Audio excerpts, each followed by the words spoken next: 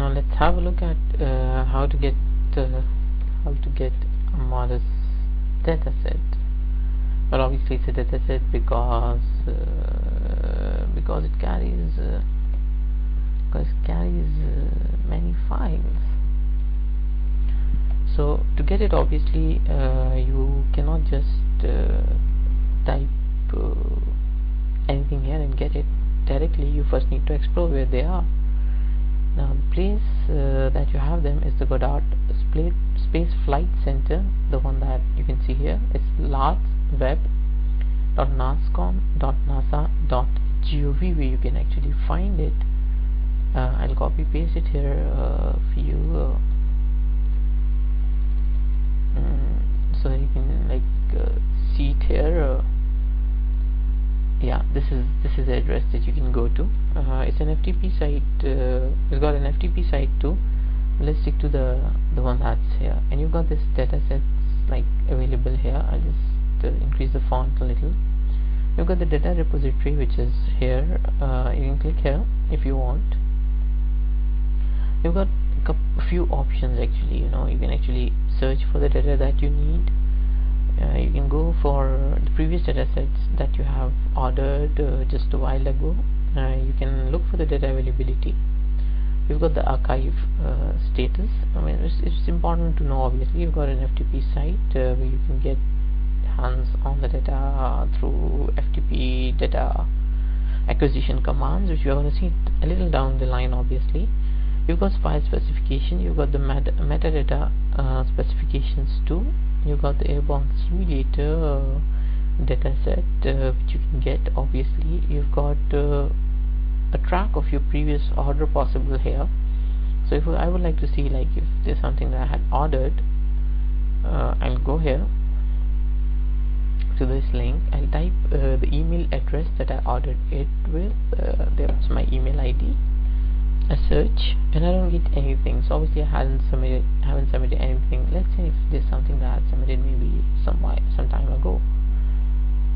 Wow, I had submitted a lot of things. I mean, the few that were cancelled, the many that got expired, that happened back in 2013, 12, and it is I see all of them. I've been doing a lot of things down here. I didn't realize that. No, I've done 2011 and then 2009. So there's a lot of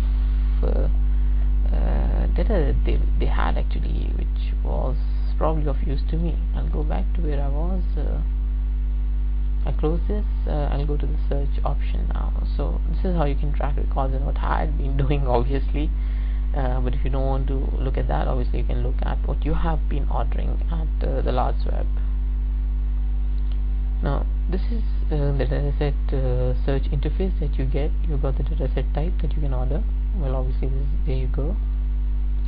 You've got the level of products, so you need to know what level of product that you need. You see that there's a variety of satellite instruments, the Terra, obviously the Aqua, and then you obviously have got a group of datasets available for individual instruments.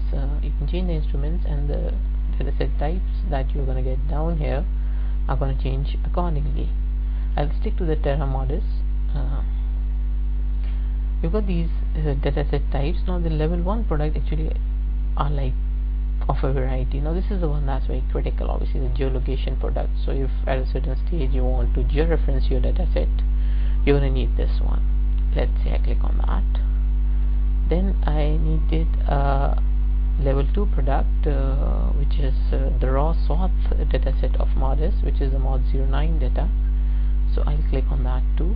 So now I have two datasets that I have ordered. One is the level 1 product, which is the mod 09 mod 03 geolocation product, and the other one is obviously the mod 09 product.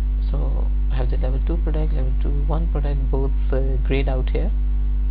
Both have been selected, and now when I'm selecting another product at the same time, I need to press my control button and then click left here on the dataset that I want. So it will select more than one dataset for me, the way that you are seeing them at the moment. If I want a third one to be selected, I click on my control. I had pressed control, and at the same time I pressed the left mouse button. If I want to unselect it, I'll press control again, click on this one, and it reverts back to the first two that I said that I had picked up. Now if I change the product type and go to some other product type, maybe this one, these two remain selected. They don't change unless I click on them and do something else, well, which I'm not gonna do at the moment. And then obviously I've got the date and time range, which I can specify. I would be very comfortable specifying a particular date and time, an individual date and time. So I would like to look for a data set for maybe 8th of 2000, like 8th of March, or let's say 16th of August 2010. So you've got like the month here, you've got the day here, and you've got the year that follows. Sorry for that. And you've got the year, month, you've got the month, you've got the day, you've got the year. That's the format that they require you to type, so you do accordingly. You select the MODIS collection type.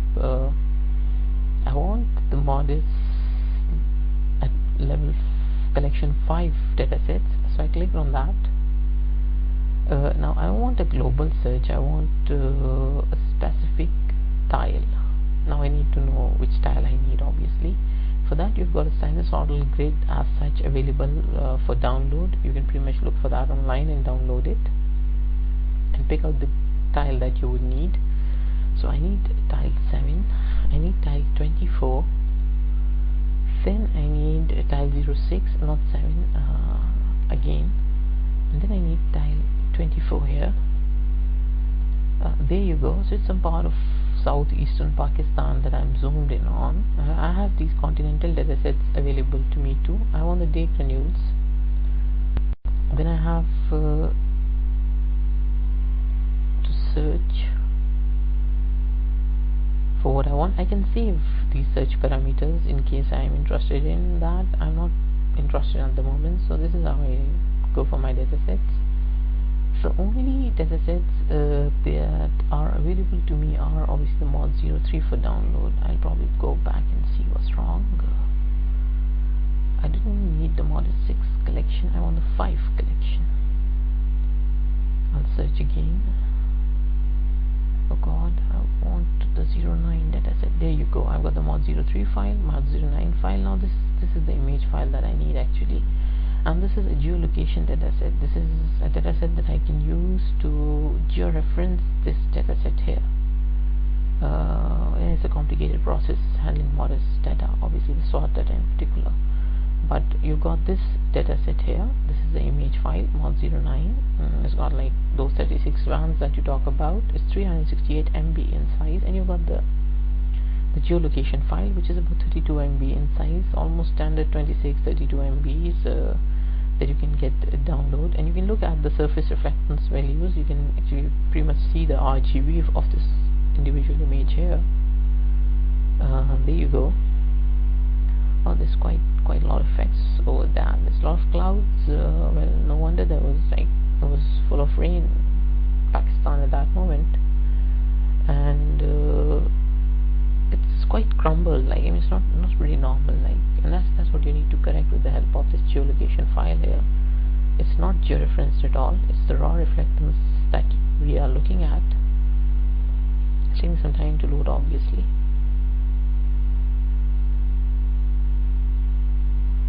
There you go.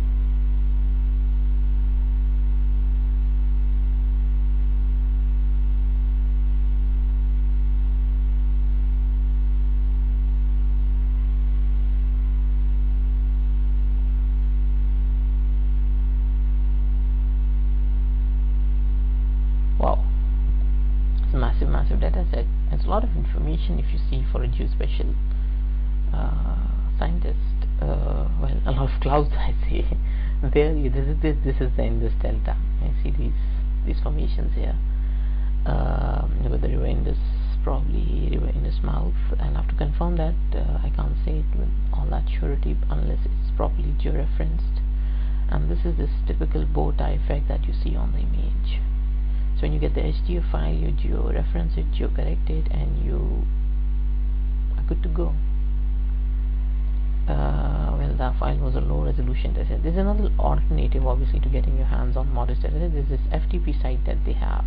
It's like the FTP labs web .nascom.nasa.gov, and before this I'll go back to this one again.